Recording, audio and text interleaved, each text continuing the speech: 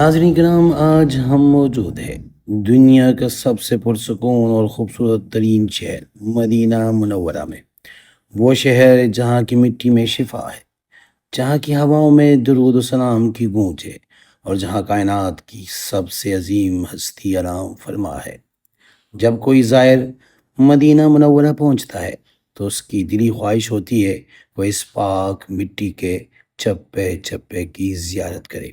اکثر لوگ دور دراز کی زیارات کے لیے تو گاڑیوں کا انتظام کرتے ہیں، لیکن کیا آپ جانتے ہیں کہ مسجد نبی کے بالکل ارد گرد پیدل چلنے کے فاصلے پر کئی ایسی تاریخی اور بابرکت جگہیں موجود ہیں جن کا تعلق براہ راست رسول اکرم صلی اللہ علیہ وآلہ وسلم اور ان کے جلیل القدر صحابہ سے ہے۔ آج کی ویڈیو میں ہم آپ کو ایسی 10 زیارات کے بارے میں بتائیں گے جس کو آپ پیدل چلتے ہوئے بھی کر سکتے ہیں۔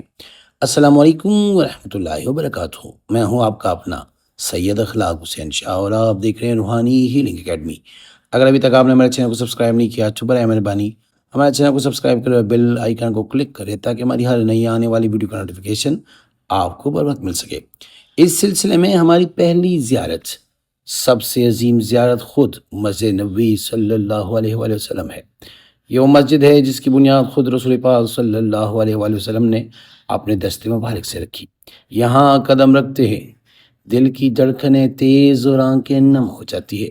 مسجد کے اندر واقع ریاض الجنہ یعنی جنت کا باغ، جس کے بارے میں آپ صلی اللہ علیہ وآلہ وسلم نے فرمایا، میرے گھر اور میرے ممبر کے درمیان کا حصہ جنت کے باغوں میں سے ایک باغ ہے، اور اس کے بالکل ساتھ جلوہ افروز ہے مواجہ شریف یعنی روزہ رسول صلی اللہ علیہ وآلہ وسلم، جہاں سرکار دو عالم صلی اللہ علیہ وآلہ وسلم اپنے دو یاروں سیدنا ابوبکر صدیق اور سیدنا عمر فاروق رضی اللہ تعالیٰ عنہم کے ہمراہ آرام فرما ہے۔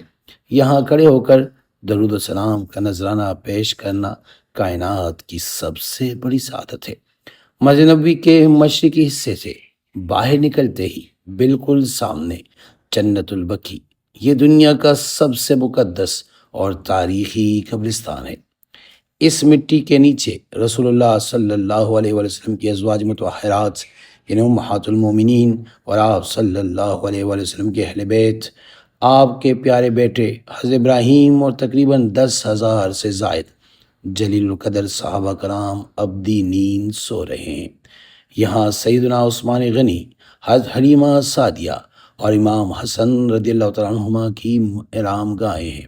بقیع کی خاموش راستوں پہ چلتے ہوئے انسان کو دنیا کی بے ثباتی کا احساس ہوتا ہے، کیونکہ یہاں پہ نبی علیہ السلام کی پیاری شہزادی جناب فاطمہ الزہرا سلام اللہ علیہا بھی آرام فرما ہے، کیونکہ یہاں پہ روح کانپ اٹھتی ہے۔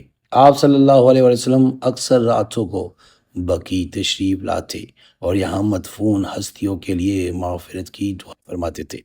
ہماری تیسری زیارت ہے مسجد نبوی کے صحن سے صرف چند قدم کے فاصلے پر واقع، یہ ہے سقیفہ بن سعدہ۔ بظاہر یہ ایک عام سا باغ نظر آتا ہے، لیکن اسلامی تاریخ میں اس جگہ کی اہمیت غیر معمولی ہے۔ یہ وہ تاریخی مقام ہے جہاں حضور اکرم صلی اللہ علیہ وآلہ وسلم کے وصال کے مبارک کے بعد انصار اور مہاجرین جمع ہوئے تھے تاکہ امت مسلمہ کے پہلے خلیفہ کا انتخاب کیا جا سکے۔ اسی جگہ پر مشاورت کے بعد سیدنا ابوبکر صدیق رضی اللہ تعالیٰ عنہ کے ہاتھ پر بیعت خلافت ہوئی۔ یہ وہ جگہ ہے جہاں اتحاد امت صحابہ کرام کی فہم و فراست کی یاد دلاتی ہے۔ آج بھی یہاں کھجور کے درخت اور بہتا ہوا پانی اس قدیم دور کی گواہی دیتے ہیں۔ اسی طرح اگر آپ مسجد نبوی کے جنوبی صحن سے باہر نکلے تو چند ہی میٹر کے فاصلے پر ایک انتہائی خوبصورت تاریخی مسجد نظر آتی ہے جسے مسجد غمامہ کہا جاتا ہے، اور یہ ہماری چوتھی زیارت میں شامل ہے۔ عربی زبان میں غمامہ بادل کو کہتے ہیں۔ روایت ہے کہ جب مدینہ منورہ میں شدید قحط پڑا تو رسول اللہ صلی اللہ علیہ وآلہ وسلم نے اس کھلے میدان میں نماز استسقاء یعنی بارش کی نماز پڑھائی۔ جسے ہی آپ صلی اللہ علیہ وسلم نے دعا کے لیے ہاتھ اٹھائے، آسمان پر بادل چھا گئے اور رحمت کی بارش برسنے لگی۔ اس کے علاوہ حضور پاک صلی اللہ علیہ وآلہ وسلم نے اپنی زندگی کی آخری عیدین کی نمازیں بھی اسی مقام پر ادا فرمائی تھی۔ اس مسجد کے منفرد چھوٹے چھوٹے گنبد عثمانی طرز تعمیر کا شاندار نمونہ ہے۔ مسجد غمامہ سے محض چند قدم کے فاصلے پر اگر آپ آگے جاتے ہیں تو آپ کو ایک خوبصورت پرانی مسجد نظر آئے گی جس کو مسجد ابو بکر صدیق کہتے ہیں۔ یہ وہ مقام ہے جہاں حضرت ابو بکر صدیق رضی اللہ تعالیٰ عنہ کا مکان ہوا کرتا تھا، اور آپ رضی اللہ تعالیٰ عنہ نے اس جگہ عید کی نماز کی امامت بھی فرمائی۔ اس جگہ کی خاموشی اور اس کا طرز تعمیر دیکھنے والے پر ایک سحر طاری کر دیتا ہے۔ اگرچہ اب یہاں باقاعدہ نماز پنجگانہ نہیں ہوتی، لیکن زائرین یہاں آ کر خلیفہ اول کی قربانیوں اور رسول اللہ صلی اللہ علیہ وسلم ان کی بے پناہ محبت کو یاد کرتے ہیں۔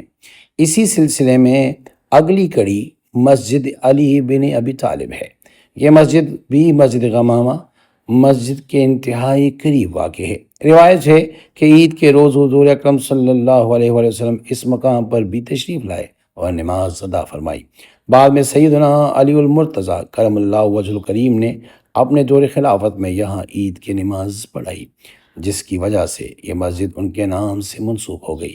یہ تمام چھوٹی مساجد دراصل اسی تاریخی عیدگاہ کے میدان کا حصہ ہے جہاں عہد رسالت میں کھلے آسمان تلے عبادات کی جاتی تھی۔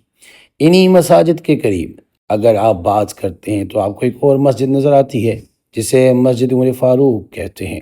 اسلام کے دوسرے خلیفہ مراد رسول سیدنا عمر فاروق رضی اللہ تعالیٰ عنہ سے منسوب یہ مسجد بھی اسی علاقے کی تاریخی کڑی ہے۔ یہاں بھی عہد نبوت میں نماز عید ادا کی گئی تھی۔ جب آپ ان گلیوں میں گھومتے ہیں تو آپ کو محسوس ہوتا ہے کہ آپ تاریخ اسلام کے سب سے سنہری دور کے گواہ بن رہے ہیں۔ ان مساجد کے قربت زائرین کی ایک ہی وقت میں خلفائے راشدین کی دور کی یاد تازہ کرنے کا موقع فراہم کرتی ہے۔ تھوڑا سا آگے چلے تو مسجد نبوی کے جنوب جانب 300 میٹر کے فاصلے پر مسجد بلال واقع ہے۔ یہ خوبصورت مسجد رسول خدا صلی اللہ علیہ وسلم کے پیارے مؤذن سیدنا بلال حبشی رضی اللہ تعالیٰ عنہ کے نام سے منسوب ہے۔ روایات کے مطابق یہ وہ جگہ ہے جہاں حضرت بلال کا قیام تھا یا انہوں نے اذان دی تھی۔ اس مسجد کے صحن میں بہت کشادگی ہے اور یہاں کی فضا میں آج بھی اسلام کے اس عظیم عاشق رسول کی یاد رچی بسی محسوس ہوتی ہے جنہوں نے تپتی ریت پر بھی احد احد کی صدا بلند کی تھی۔ مسجد نبوی کی شمال مشرق میں چند منٹ کی پیدل مسافت پر ایک انتہائی منفرد اور تاریخی مسجد ہے جسے مسجد عجابہ کہتے ہیں۔ عجابہ کا مطلب ہے قبولیت کی جگہ۔ اس مسجد کی تاریخ بہت ایمان افروز ہے۔ یہاں رسول اللہ صلی اللہ علیہ وسلم نے طویل دعا فرمائی تھی۔ آپ صلی اللہ علیہ وسلم نے اللہ تعالیٰ سے 3 دعائیں مانگی۔ پہلی یہ کہ میری امت قحط سے ہلاک نہ ہو، یہ دعا قبول ہوئی۔ دوسری یہ کہ میری امت غرق ہو کر تباہ نہ ہو، یہ بھی قبول ہوئی۔ اور تیسری دعا یہ تھی کہ میری امت آپس میں نہ لڑے۔ اللہ تعالیٰ نے اس تیسری دعا کو روک لیا۔ یہاں آ کر ہر زائر امت مسلمہ کے اتحاد اور اپنے گناہوں کی معافی کے لیے خصوصی دعائیں مانگتا ہے۔ اس مسجد کو مسجد مباہلہ بھی کہتے ہیں۔ روایات کے مطابق یہیں پہ واقعہ مباہلہ بھی ہوا تھا۔ ہماری 10ویں اور آخری زیارت مسجد سجدہ ہے جسے مسجد ابو ذر بھی کہا جاتا ہے۔ یہ مسجد نبوی کے شمال جانب تقریباً 900 میٹر کے فاصلے پر واقع ہے جہاں بآسانی پیدل جایا جا سکتا ہے۔ اس مسجد کا نام مسجد سجدہ کیوں پڑا؟ اس کی وجہ یہ ہے کہ ایک مرتبہ رسول اکرم صلی اللہ علیہ وسلم یہاں تشریف لائے اور نماز کے دوران اللہ کے حضور اتنا طویل سجدہ کیا کہ صحابہ کرام پریشان ہو گئے کہ کہیں آپ صلی اللہ علیہ وسلم کا وصال تو نہیں ہو گیا۔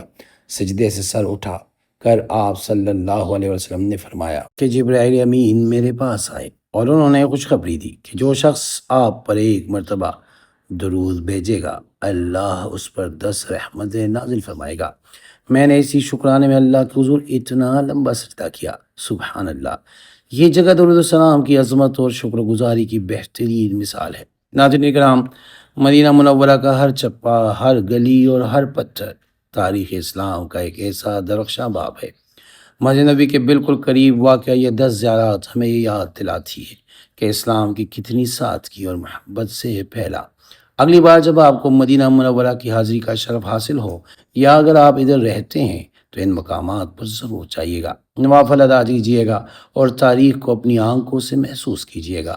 اللہ تعالی ہم سب کی حاضری کو قبول فرمائے اور ہمیں بار بار اپنے حبیب صلی اللہ علیہ وسلم کے در کی حاضری نصیب فرمائے۔ میری دعا ہے کہ جو بھی اس ویڈیو کو دیکھے اللہ پاک ان کے دل کی تمام جائز مرادی پوری فرمائے اور اللہ پاک ان کو ہر قسم کی پریشانی اور مسائل اور مصیبتوں سے محفوظ رکھے۔ امید کرتا ہوں آج کی ہماری ویڈیو آپ کو پسند آئی ہوگی۔ اگر پسند ہوئی تو برائے مہربانی اس کو اپنے دوستوں اور رشتہ داروں کے ساتھ ضرور شیئر کریں تاکہ وہ بھی ان زیارات سے واقف ہو سکے۔ جزاک اللہ۔